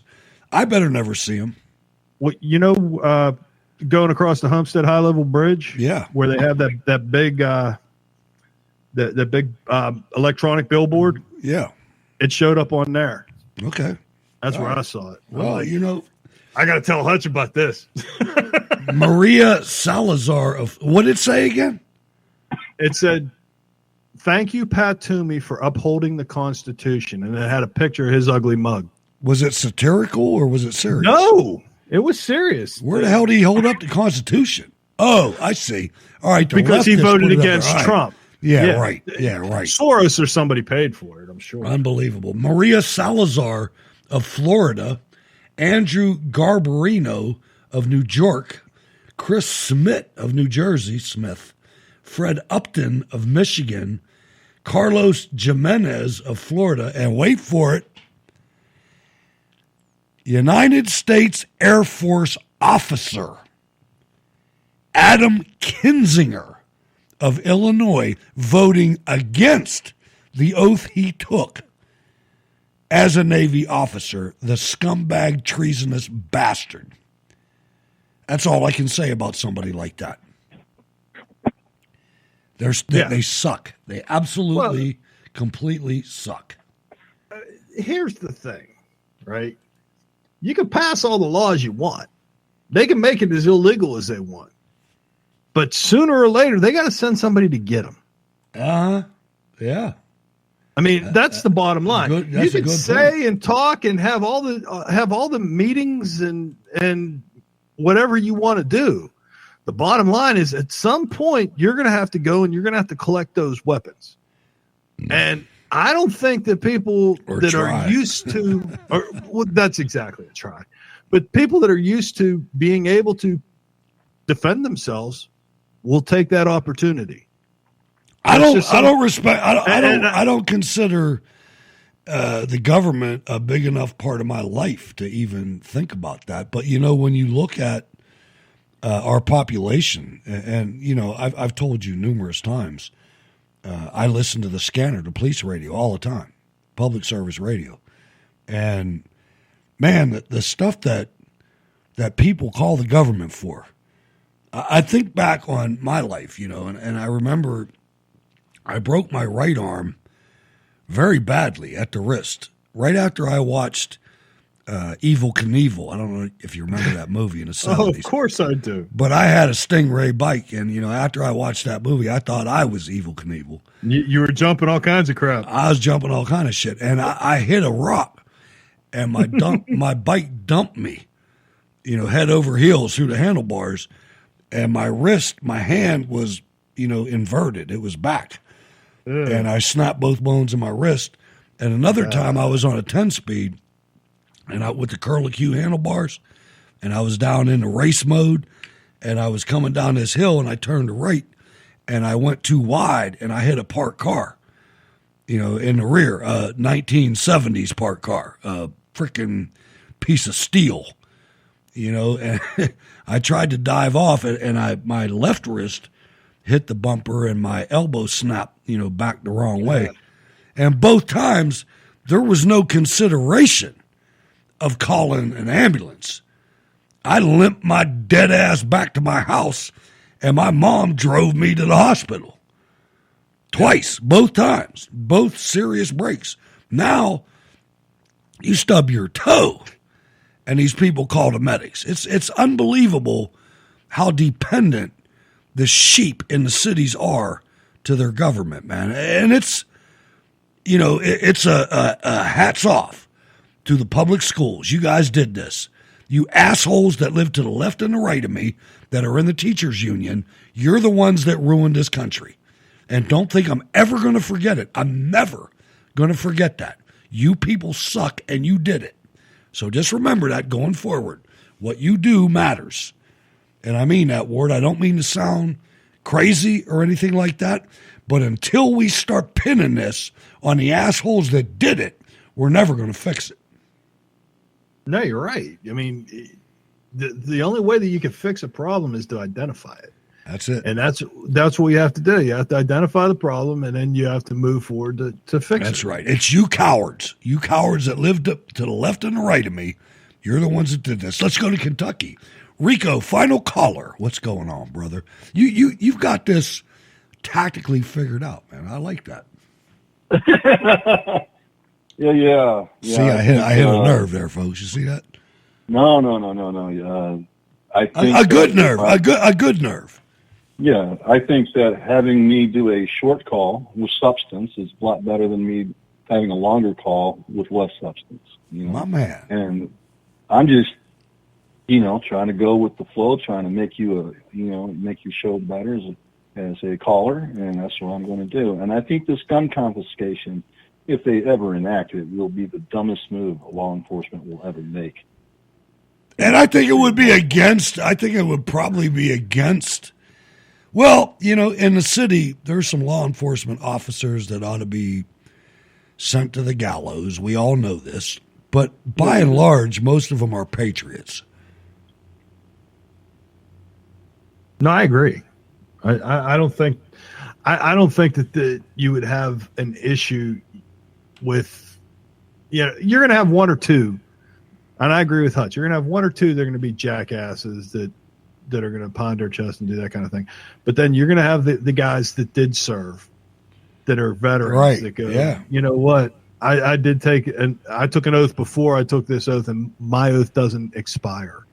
So, I'm going to uphold the Constitution because that's what I'm sworn to do. Excuse me. The thing is that if they actually do gun confiscations, we can't be doing this by ourselves. We got to do this as a community. Oh, one thing's for sure. Nobody's getting my shit. I mean, no, you might have records that says that I have something, but I'm not giving them to you. I'm going to bury them, you know what I mean? You're not getting them. One way or another, you're not getting them. Like I was trying to say is, because then I'll be in a war mode. Once that happens, Rico, that you know what I mean. Once the government starts doing that, then it changes people like me. Yeah, you know what I mean. You know what I'm saying? I understand that, but I'm also saying that, if they go house to house, it's very hard to defend yourself against 10 people. That's the reason why. Right, but if you have a little bit of intelligence, you knew they were coming and the guns are gone. Yeah. That's what I'm saying. I'm talking about fighting back. If we fight back, we can't fight as individual homes. It won't be the fight. Yeah, the fight. But no, it won't be the entire community, man. Check your history. Or half the community. It'll be 1 to 3%. It'll be 3% of people will 1 to 3% that will stand up, and they won't be in the community. They'll be at the bar or at the church or at the park. You know what I mean? That's how few of us there are. Most of the people in America are worthless pussies. And I just hate to say it. I hate to say it that way. I do. But think about it. Look at your neighbors. Look at your neighbors. How many of those people would miss an episode of any show they like just to take on a mission of import? There's not that many, man. I mean, it's going to be a very small percentage of people that are going to be able to turn this around. Yeah, I remember the 70s on Saturdays, Love Boat and Fantasy Island. Everyone knows those. HR puffing stuff in the morning, man. Come on. But then again, I was 10 years old. Right. I know. But anyways. Anyway, don't fret. Don't fret. We're in good shape. We're not in as bad shape as a lot of people would have you think. However, we're not in great shape either. No, we're in a serious. We need to keep this show alive. That's for damn sure. Mm-hmm. Because there's not much else, man. I mean, there really isn't. All right, come on. Somebody send me off. Come on. I need that. Someone use that power to kick Rico off the show. Come on. Send me off. We ain't kicking you off the show. We got 4 minutes, man. Oh, you going to let me finish with you? I'll talk with you. You can talk for another minute, man.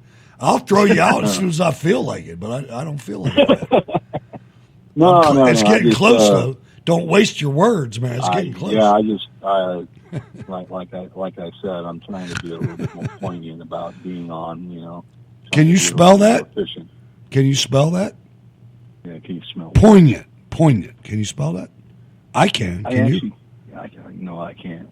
All right. Well, you shouldn't use words you can't spell, man. Dude, I got spell check. I can spell anything.